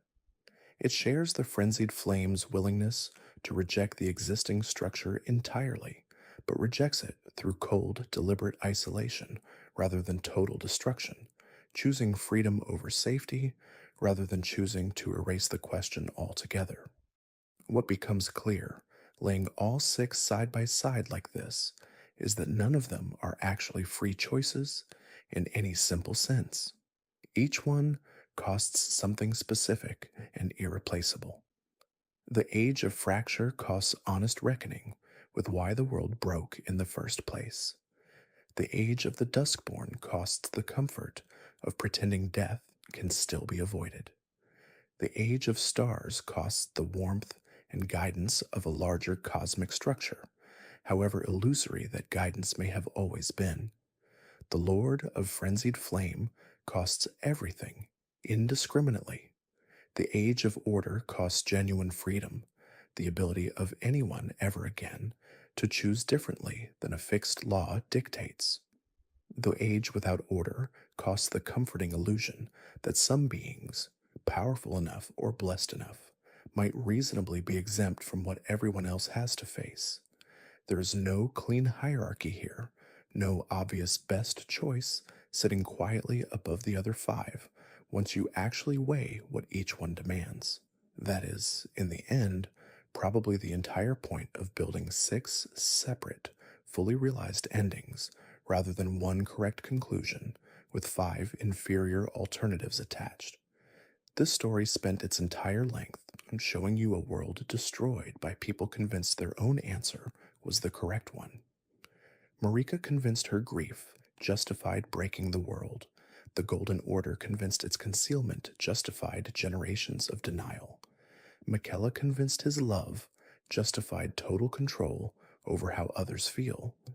Handing you six equally weighted, equally costly endings is this game's way of refusing to repeat that same mistake one final time at the very last moment when it would have been easiest to simply tell you which choice was right. It is worth pairing these six ages a little more directly because certain pairs sharpen each other in ways that only become visible once you hold them side by side. The Age of Fracture and the Age of Order sit as two very different answers to the same instinct toward stability, one achieving it by changing nothing, the other achieving it by changing everything down to the roots of causality itself. The Age of the Duskborn and the Age without Order sit as two different depths of the same argument about death, one offering it gently to those who seek it out, the other returning it forcibly to everyone, whether they seek it or not. The Age of Stars stands apart from both pairs, less concerned with death or order specifically, and more concerned with the question of who gets to govern at all, answering with a flat, cold refusal to let any outer god keep doing so.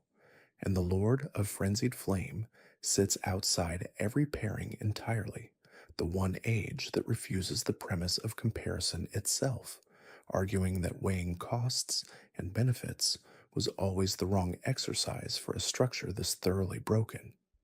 There is a final observation worth making before we let this comparison rest, one about survival rather than philosophy. Some of these ages leave more of the world's population intact than others.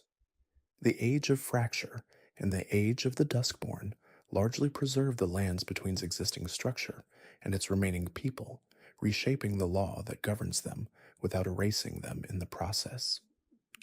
The Age of Stars removes you and Ranni from that structure without necessarily destroying what remains beneath you. The Age, without order, reshapes who can die, but does not, on its own, mass erase the living the way the final age on our list does.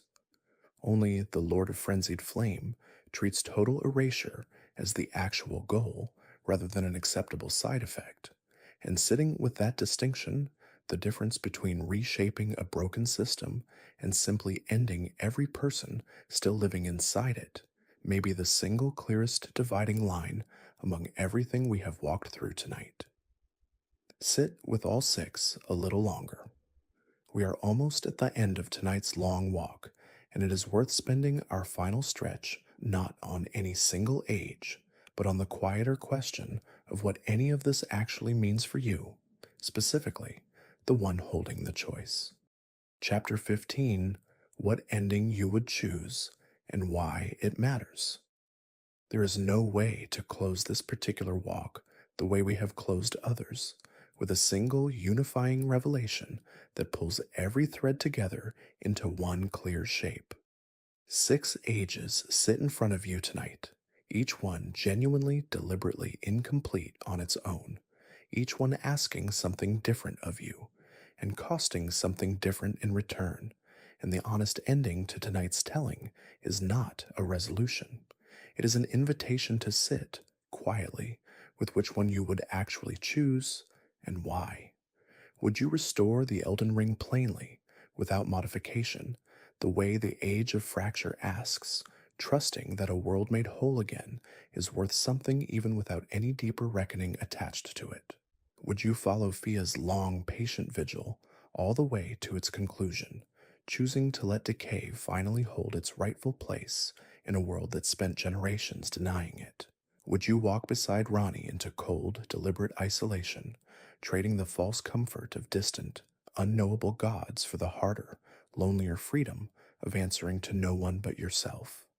Would you unleash total cleansing destruction, convinced the way the frenzied flame is convinced that some structures are too broken by generations of concealment to ever be worth patching again? Would you accept Goldmask's absolute law, trading every future possibility of chaos for a world where catastrophe simply becomes impossible, whatever that certainty costs in genuine freedom? Or would you return destined death to everyone, gods and mortals alike, refusing, finally, to let anyone hide from what the rest of the world has always had to face? There is no wrong answer sitting among those 6, not really, and there is no version of this question that resolves neatly before you drift off tonight. That is in its own way exactly what this story has been building toward across every region we have ever walked together, every demigod's ruin, every buried city, every quiet companion's private grief. The lands between was never broken by a single villain making a single plainly wrong choice. It was broken by people, powerful and ordinary alike, making genuinely difficult choices under genuinely impossible circumstances, and finding again and again that even their most sincere attempts to fix what was broken came with costs nobody could have fully anticipated. You have walked all 6 of those attempts tonight, slowly, one at a time, sitting with what each one asks and what each one costs, rather than rushing toward whichever ending happens to be easiest to reach. That patience is worth carrying with you, whatever you ultimately decide, because it mirrors something true about how these choices actually work outside of any game, outside of any story. The hardest decisions rarely announce themselves as clearly right or clearly wrong.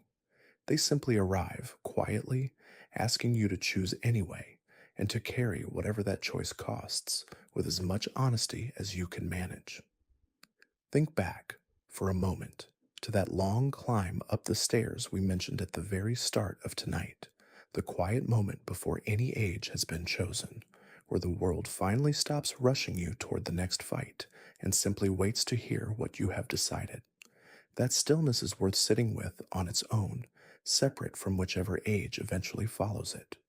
Before any flame is lit, before any companion gives themselves to that flame, before any law is rewritten or any death finally allowed back in, there is only that quiet climb and the accumulated weight of everywhere you have walked to reach it. Whatever you choose once you arrive at the top of those stairs matters enormously. But so does the walk itself, region by region, companion by companion, grief by grief. And it is worth remembering as you drift towards sleep tonight that the walking was never simply a means to an ending. It was the whole point all along. Let your eyes close now if they have not already. You do not need to decide tonight which age you would choose, or whether you even believe any of these 6 endings represents the world worth wanting. The lands between will still be there, still fractured, still waiting, whenever you are ready to walk it again and choose for yourself. For now, let this be enough. 6 quiet answers to an impossible question, carried gently into whatever rest is waiting for you next. No single ending required, only the slow, settled understanding that you sat with all of them, patiently, all the way to the end.